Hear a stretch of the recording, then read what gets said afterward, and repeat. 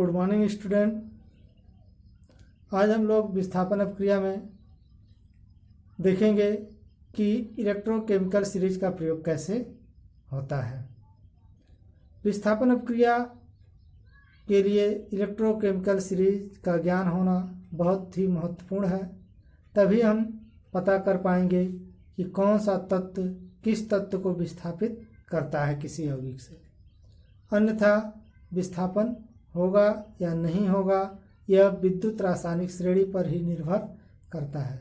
तो चलिए इसके लिए हम कुछ विस्थापन अपक्रिया लिखे हुए हैं जिसको हम देखेंगे और विद्युत रासायनिक श्रेणी की सहायता से उसको समझने का प्रयास करेंगे।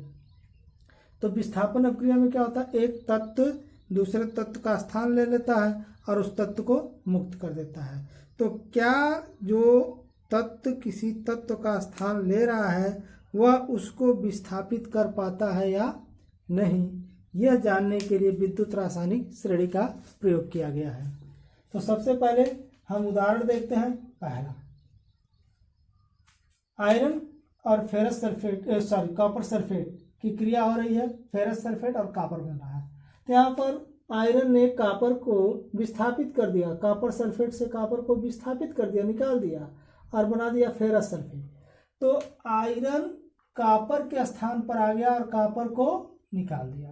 तो यह तभी कर पाएगा जब इसका इस विद्युत रासायनिक श्रेणी में स्थान हाइड्रोजन से ऊपर हो, कॉपर से ऊपर हो। तो कॉपर यहाँ पर है और आयरन यहाँ पर है। हम यहाँ पर साइड में लिखे हुए हैं, या आप ऊपर से नीचे क्रम से लिखते जाएंगे तो आप क्या देखेंगे कि विद्युत रासायनिक श्रेणी को ऐसे लिखा गया है।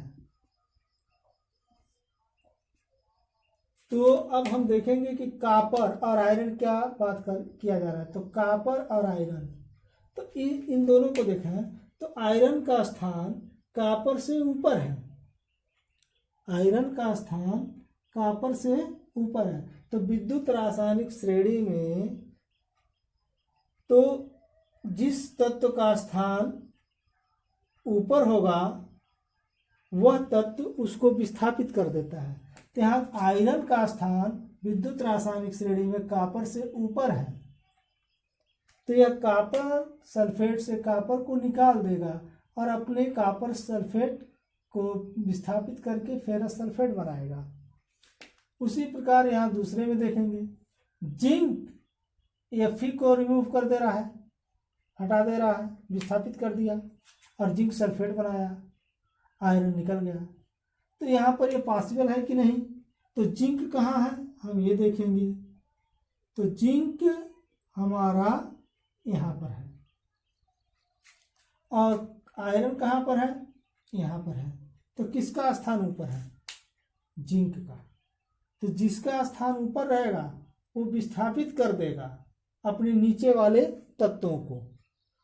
तो अपने नीचे वाले, तो ये जिंक है और ये आयरन है। तो जिंक का स्थान ऊपर है और आयरन का स्थान नीचे है। तो नीचे वाले तत्व विस्थापित हो जाते हैं ऊपर वाले तत्व से और यह बन गया। ये भी आप देख ले रहा है। तीसरे में देखिए, आयरन और लेड की बात की गई है।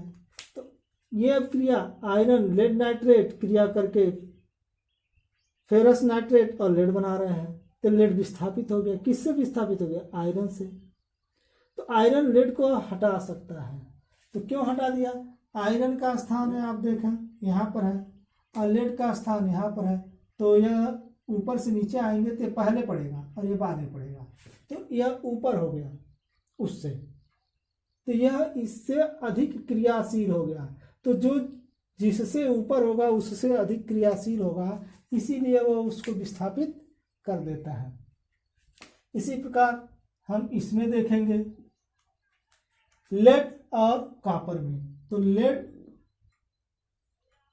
यहाँ पर है, कॉपर यहाँ पर है। तो किसका स्थान ऊपर है, लेड का। तो लेड कॉपर से अधिक क्रियाशील है, इसलिए क्यूप्रस को राइट से वो कॉपर को विस्थापित कर देता है और लेड को राइट बनाता है। एल्युमिनियम मैग्नीज डाइऑक्साइड से मैग्नीज को हटा दिया। क्यों हटा दिया, एल्युमिनियम का स्थान कहाँ है, यहाँ पर है, और मैग्नीज का स्थान कहाँ पर है, जस्ट उसके नीचे। तो यहाँ पर हम क्या देखते हैं कि एल्युमिनियम ऊपर है Mn से, मैग्नीज से, इससे अधिक क्रियाशील है। जब अधिक क्रियाशील है तो उसको वह विस्थापित कर देगा और मैग्नीज विस्थापित हो जाता है। जिंक H2SO4 से क्रिया करता है, सल्फ्यूरिक अम्ल से हाइड्रोजन को विस्थापित कर देता है और जिंक SO4 बनाता है।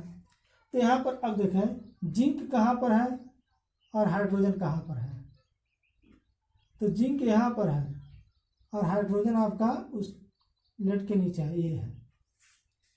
तो हाइड्रोजन से यह ऊपर है तो अधिक क्रियाशील है हाइड्रोजन से, तो यह जिंक से हाइड्रोजन को विस्थापित कर देगा। जिंक अम्ल से हाइड्रोजन को विस्थापित कर देगा, कोई भी अम्ल हो उससे हाइड्रोजन को यह विस्थापित कर देगा। कॉपर डालेंगे सल्फ्यूरिक अम्ल में तो विस्थापित करेगा कि नहीं, अब ये चेक करते हैं। तो कॉपर कहाँ पर है, हाइड्रोजन के नीचे है, और जब हाइड्रोजन के नीचे है तो इसमें से हाइड्रोजन को नहीं निकाल पाएगा, तो यह अभिक्रिया नहीं होगी। जबकि अभिक्रिया पूर्णतः संतुलित दिखाई दे रहा है, बैलेंस दिखाई दे रहा है, कॉपर सल्फेट बना, हाइड्रोजन बना, लेकिन ये देखने में सही है, लेकिन वास्तविक अभिक्रिया नहीं होगी। अब हम इसको देखते हैं, लेड फेरस सल्फेट से इसको विस्थापित करेगा आयरन को कि नहीं। तो लेड का स्थान ऊपर होना चाहिए इससे, तभी विस्थापित करेगा। लेकिन हम क्या देखते हैं, लेड कहाँ पर है, यहाँ पर है, और आयरन कहाँ पर है, यहाँ पर है। तो ये इसका स्थान इससे ऊपर नहीं है, नीचे है, और जब नीचे रहेगा तो विस्थापित नहीं कर पाएगा। कम शब्दों में ये समझ लें, जब कोई सीनियर आता है तो जूनियर अपना स्थान छोड़ देता है, अर्थात उसके सम्मान में अगर चेयर पर बैठा हुआ है, कोई सामने उसके सीनियर आ जाए तो जूनियर स्थान छोड़ देगा और उसको जगह दे देगा बैठने के लिए, ये रिस्पेक्ट करता है। तब उसी प्रकार ये अपने से ऊपर वाले सब सीनियर हैं। अब जिंक का सीनियर कौन है, तो जिंक के ऊपर जितने सब उसके सीनियर हैं, मतलब उससे अधिक क्रियाशील है। उसके नीचे वाले सब उससे कम क्रियाशील है। तो ये क्रियाशीलता के घटते हुए क्रम में रखा गया है। अब किस प्रकार की क्रियाशीलता भी यहाँ पर अब केवल इतना ही बता रहे हैं, लेकिन यह विद्युत रासायनिक श्रेणी, मानक अपचयन विभव, इन तत्वों के निकाल कर उनके बढ़ते हुए क्रम में रखा गया है। तो इस प्रकार इस श्रेणी का प्रयोग करेंगे और देखेंगे कि कौन सी अभिक्रिया संभव है और कौन सी अभिक्रिया संभव नहीं है। तो हम अधिकांश प्रश्नों के उत्तर दे सकते हैं कि कौन सी अभिक्रिया संभव है।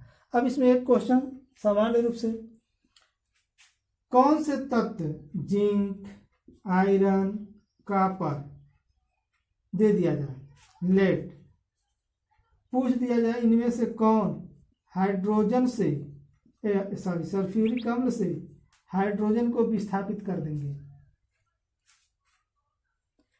तो इनमें से कौन विस्थापित करेगा, जिसका स्थान हाइड्रोजन से ऊपर होगा। तो हाइड्रोजन से ऊपर आपका लेड का स्थान है तो ये विस्थापित कर देगा। हाइड्रोजन से ऊपर जिंक का स्थान है, विस्थापित कर देगा। आयरन का स्थान है, विस्थापित कर देगा।